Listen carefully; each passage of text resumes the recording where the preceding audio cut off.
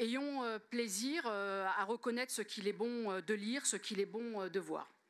C'est le cas de la première annexe de ce rapport 74 qui consacre enfin un appel à projet dédié à la lutte contre les RICS. Voilà un an que j'appelle la région à se saisir pleinement de ce sujet. À l'époque, je dénonçais le fait qu'une seule association soit soutenue par la région. À l'époque, déjà, j'appelais avec mon groupe à la création d'une ligne budgétaire spécifique, conséquente, pour que la région soit à la hauteur de l'enjeu. Être à la hauteur, voilà le sentiment qui m'a animé tout au long de ces mois. À la hauteur de tous ces jeunes qui nous ont quittés.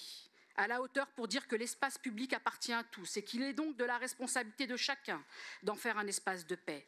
À la hauteur de l'ampleur de ce phénomène mortifère, majoritairement francilien et largement essonien.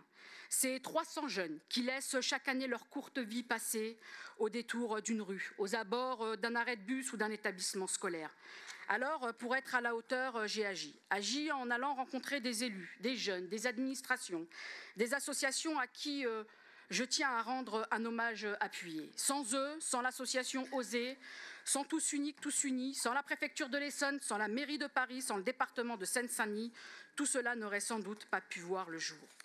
Fruit de ce travail, un rapport de 30 pages avec 17 propositions concrètes ont été remis au vice-président Nasrou. Et je suis fière qu'aujourd'hui, la proposition phare de ce plan régional de lutte contre les RICS se retrouve directement dans un rapport soumis à notre délibération. J'adresse donc un remerciement républicain au vice-président Othmane Nasrou, qui a tenu sa parole.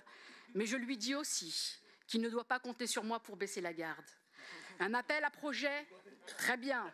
Mais nous serons attentifs aux moyens alloués. Une proposition, c'est un début, mais il en reste d'autres à mettre en œuvre pour que réellement nous soyons à la hauteur de l'enjeu et de tous ces aspects.